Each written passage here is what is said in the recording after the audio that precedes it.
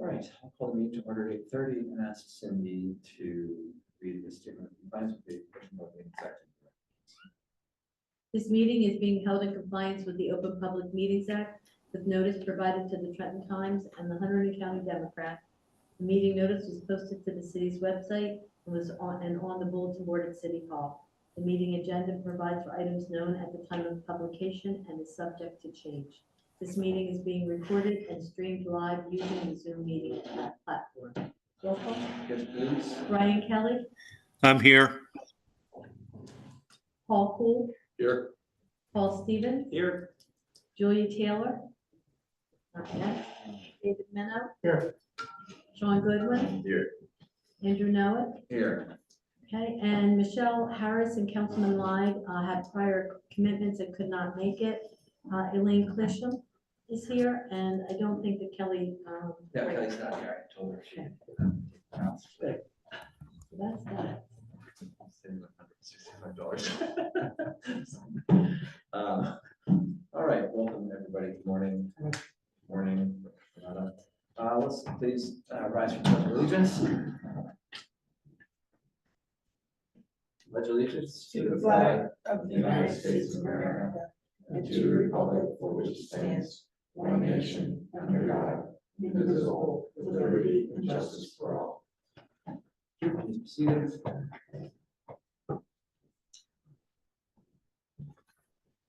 Each meeting, I'm going to read the mission statement into the record. The Affordable Housing Advisory Committee will develop a proactive, holistic strategy to meet Lambertville's New Jersey state mandated affordable housing responsibilities. For an open, transparent process, the committee will develop input to a housing element and fair share plan that identifies pragmatic options to meet the city's collective remaining third round and new fourth round requirements, while also reflecting broader community priorities and concerns raised by city residents. The Affordable Housing Advisory Committee will analyze and assess options and document a final recommendation for the City Council to consider. Right. So good morning, everybody. Thanks for joining us online. This should be a fairly brief meeting. I'm just going to update the committee on where the city is in discussions with property owners and how we're looking forward to completing our compliance plan. The first thing I think we want to do is take a look at the March 26, 2025 meeting minutes. So we have some possible corrections here in the room. So I'll start with those, and then I'll check in with people online, see if they have any corrections or edits. So Paul, the floor is yours. Yes, in the paragraph above where all of the lists are. Page number. Oh, page number. It doesn't, it's not showing up or page number. Okay. So, okay, so yeah, paragraph above, yeah, the table, page 3. Okay, the paragraph above that.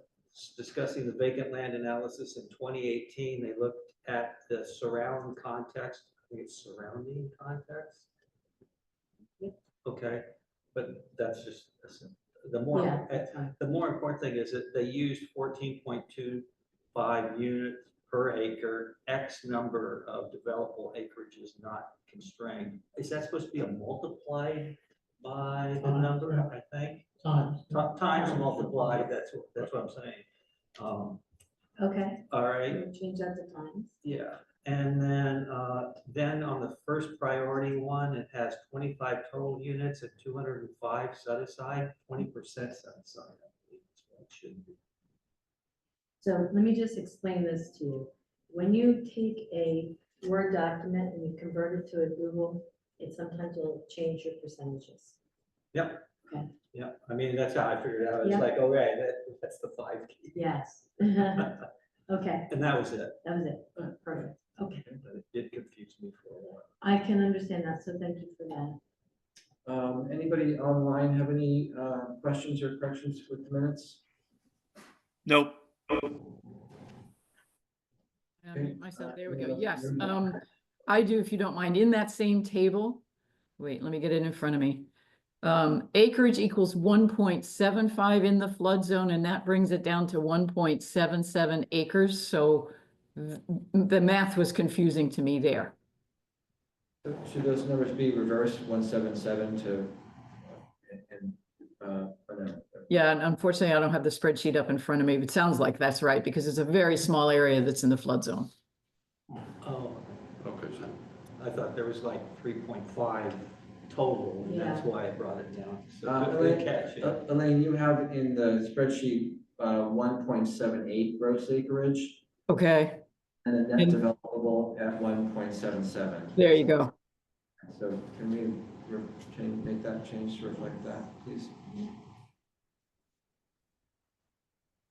Okay, Anything else from anyone? That's all I got. May I have a motion to approve the minutes, please, as amended? so move. Second. All right, all in favor? Aye. Any opposed? All right, motion carries unanimously. Thank you, everyone. So, Elaine, the vacant analysis final draft, is that, where are we with that? I'm sorry. I don't think there were any changes from the spreadsheet that I provided for the last meeting. All that's left to do is to turn that very spreadsheet into a PDF, which will become the appendix to the housing plan that documents the vacant land analysis. Okay, so is that something that you can do? Yeah. Yep. Okay, great. So let's, I'll ask you to do that, please. And then moving on, the compliance plan final draft. So we do not have a final draft yet. I am going to pull up I'm going to pull up the spreadsheets here and just kind of update people on what's happened since the last meeting. I think most significantly, we are in conversation with the property owner of the Spokesworks to look at potential plans and an overlay for that site. Michael Sullivan, the city planner, and I have met with him now twice.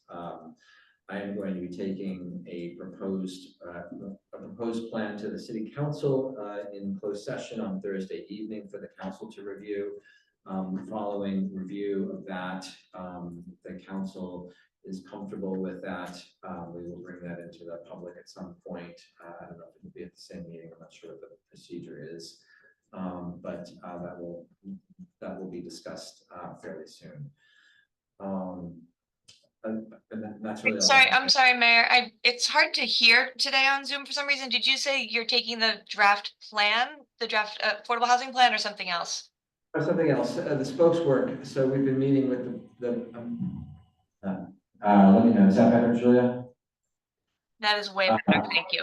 Okay, I'm sorry, I didn't have the microphone anywhere near me. We met with the property owner, Michael Sullivan, and I a couple of times, and we're working on a proposed plan that will go to the city council for its review in closed session on Thursday evening. It will need review and approval by the city council before we're able to move it forward. So that's the update on that. Were there any questions about that? And I can't be more specific at this time. Just a couple of other things we'll work down through the list, just a general update. So I have a request into the property owner and the attorney of the property owner for the CVS complex for a meeting. I've not heard back about that.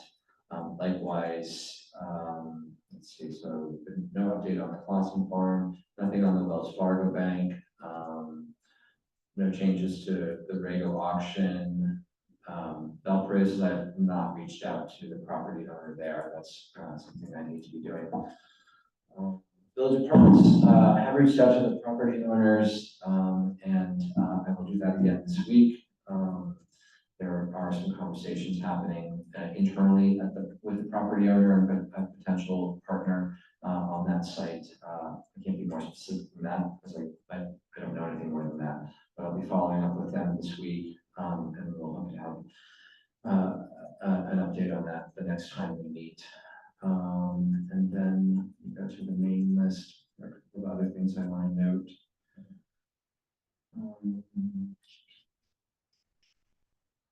When you say the main list, what do you mean by the main? Well, so we had, we had a kind of a priority list and then, the main spreadsheet. And Mayor, I apologize. I have not updated the spreadsheet since our last meeting, but I will do it with the updates after today. Okay, that would be great. And if we need to have a conversation just to clarify any updates, please let me know. Self-hundred apartments, I've spoken to a member of the trustees for that site. There is interest in transferring that property directly to the city. And so this is going to be a longer conversation. This is not going to be a fourth round opportunity. I don't see it's been happening this quickly, but there is interest in it. I have obtained the financials from 2023. And, we're going to be looking at that, something that I would love the committee to look at. Maybe if we have a couple of people, I need to check in with the attorney if it's okay to share the financials. What's that? It's public information. Public information. So, you know, if there's anybody on that committee who's interested in kind of partnering with me to look at sort of some of that initial information, Paul and the two Pauls, that's great. I'll be in touch. I'll share that information with you, and we can hopefully move the conversation forward. With the Can I say recommendation. one thing with that? Yeah. You should take a look at it in context of the pilot Right. that was agreed to. Yeah. Because that, otherwise the financials may not make sense. Right. Yeah, I think the financials, I haven't really looked at them yet. I think they do cover some operating, the typical operating expenses. I think it's a property that the city should consider taking control over and developing a long-term plan for. It's a very nice property. It's got 14 efficiencies and 1-bedroom units with established tenants and a waiting list. So all that for the record. So that's something that we'll take a look at. That's great. Nothing, as we know, as I think I've mentioned, the Finkel site is going to probably move toward development without any residential component. I've spoken to the developer, and at some point, probably in the next week or so, there will be a meeting that will be available to the public to discuss that site generally. So keep an eye out for information about that.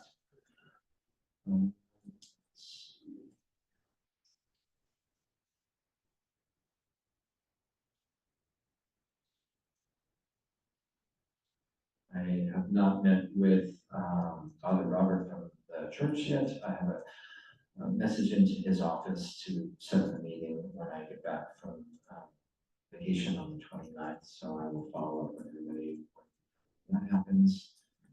And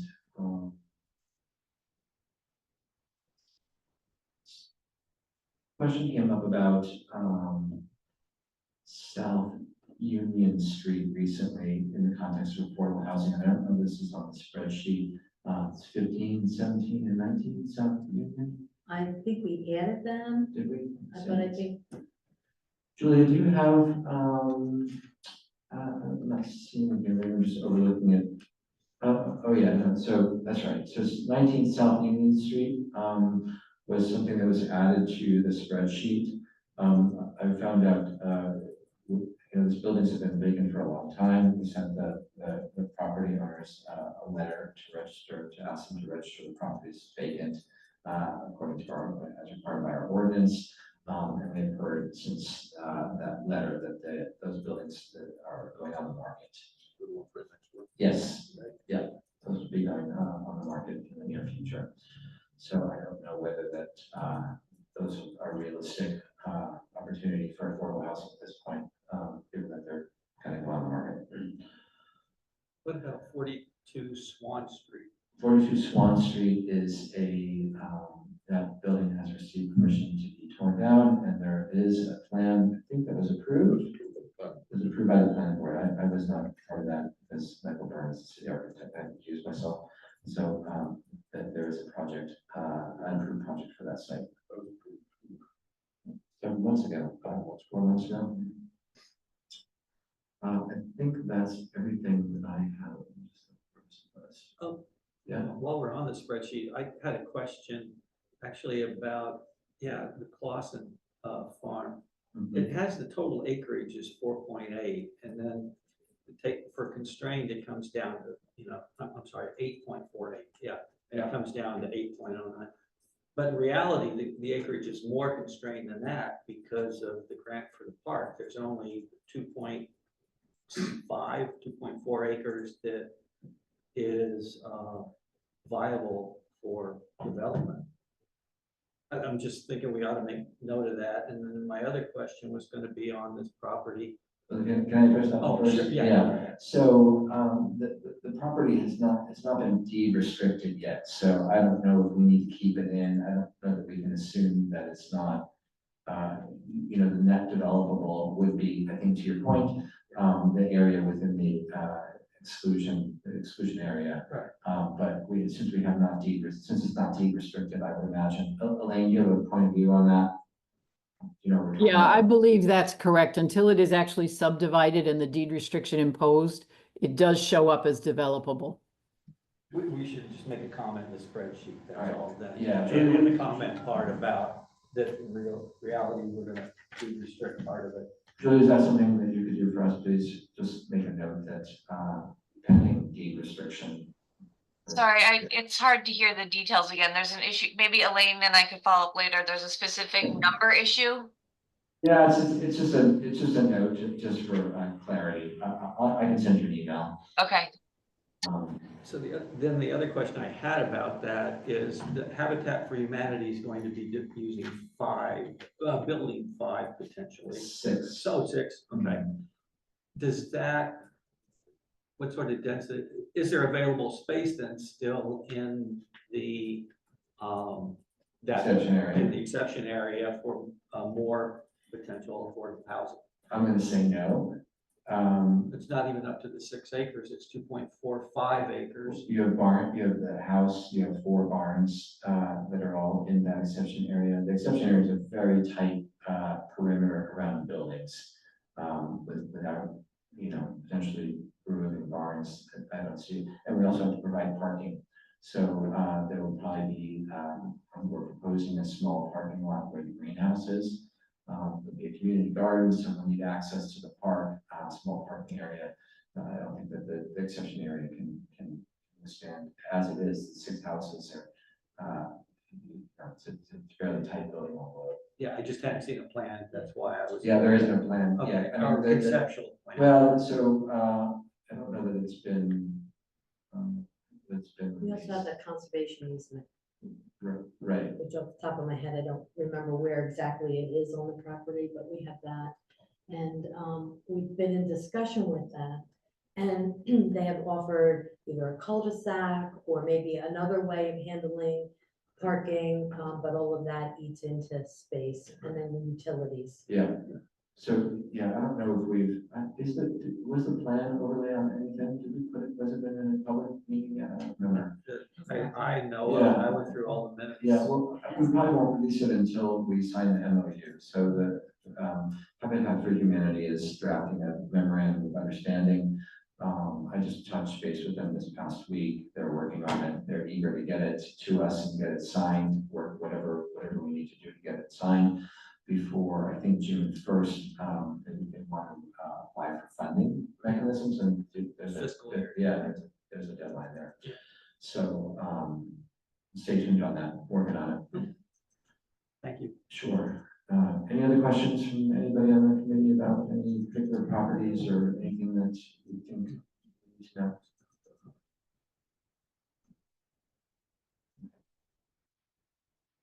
Is that it? For all business or? Well, is there anything else? Yeah, I had a question about, or a comment. Did anybody get back to you about going to that meeting in New Brunswick about funding and who was the target audience Yeah, and things like that? It turns out that after I sent that around, Elaine sent a note that that meeting is only for mayors and administrators. Okay. So Brian Kelly had volunteered to go, and for whatever reason, they're limiting it just to mayors or administrators. And so Brian will go and nobody will go. Yeah, it's exactly. Which is a little silly. Yeah. Yeah, If I could jump in on that, they did say that they would schedule another meeting in the future that would be open to a wider audience, because they wouldn't let me register either. okay, wow. Because I thought about it, but I was gonna have to move some things around, that's why I was. Yeah, I have a conflict, so I can't do it. So unfortunately, all right, are there any other questions from anybody on the committee? So I'm gonna open this up to public participation. Do you have anything that you want to add? Not this time. Okay, I'm good. all right, so I guess I need a motion to close the public comment period. So moved. All in favor, please say aye. Aye. Aye, thanks. All right, unless there's anything else from anybody online, I'm going to ask for a motion to adjourn. Everyone good? Actually, can I ask one question? Where are we with the FAQs? Oh, yeah. Well, that's I haven't gotten any other feedback from anybody, so I think I'll have to double check. Brian had a couple edits and I have to make sure that they made it into the version that Cindy has, but otherwise I think we're done. Julia, it's Brian. Quickly, I think Elaine sent us a couple of options for that affordability language that we talked about. So I think it's probably on us to sort of figure out what we want to include of that. Okay.